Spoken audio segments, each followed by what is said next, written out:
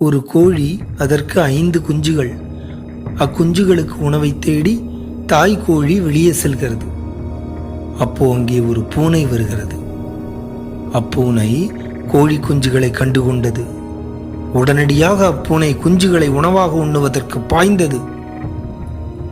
ஒருவரின் உயிர் போர், மற்றொருவரின் பசி போர்.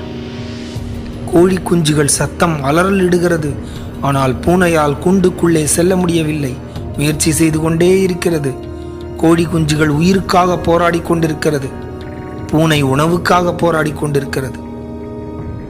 இங்கே குற்றவாளி யாரும் இல்லை, தேவை மட்டும்தான் மோதுகிறது. இந்த இரண்டையும் நின்று வேடிக்கை பார்த்து கொண்டே இருக்கிறான் ஒரு மனிதன். இப்போ அவன் இயற்கையாக சிந்தித்தால் பூனை கோழியை உணவாக உண்ணலாம், அது இயற்கைக்கு உட்பட்டது. ஒரு உயிருக்கு இன்னொரு உயிர் உணவாக படைத்ததுதான் இயற்கை. இப்போ அவன் கருணையாக சிந்தித்தால் பூனையிடமிருந்து கோழி குஞ்சுகளை காப்பாற்றுவான். கருணை என்பது இயற்கையை மாற்றுவது அல்ல, ஒரு தருணத்தை மாற்றுவது. இப்போ நீ மனிதநேயத்துடன் சிந்தித்தால் பூனைக்கும் பாதிப்பு வரக்கூடாது, கோழி குஞ்சுகளுக்கும் பாதிப்பு வரக்கூடாது. இந்த இரு நிலையில் நீ யாருக்கும் காயமில்லாமல் தெளிவாக நேர்மையாக என்ன செயல் செய்வாய்?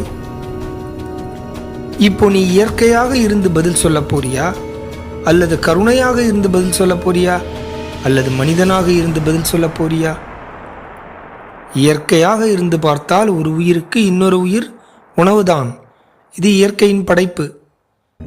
கருணையாக இருந்து கோழி குஞ்சுகளை நீ காப்பாற்றினால் இயற்கைக்கு நீ எதிரானவனாக மாறிவிடுவாய். பாரதியார் சொல்கிறார், ஒரு தனி மனிதனுக்கு உணவு இல்லை என்றால் ஜகத்தினை அழித்திடுவோம். ஒரு மனிதனுக்கு உணவு இல்லை என்றால் அதேபோல் இயற்கையாக பூனைக்கு கோழி குஞ்சுகள் உணவு. பசி வந்தால் தத்துவம் அமைதியாகும்.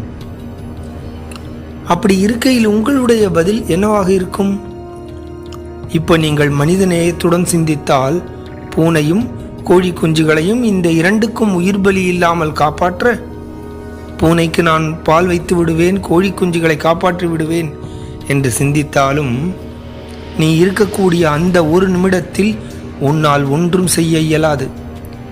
வாழ்க்கை கேள்வி கேட்கும் நேரம் தராது, பதில் மட்டும் எதிர்பார்க்கும். அந்த தருணத்தில் நீ என்ன செய்வாய்? உங்கள் பதிலை கமெண்டில் பதிவு செய்யுங்கள். நன்றி.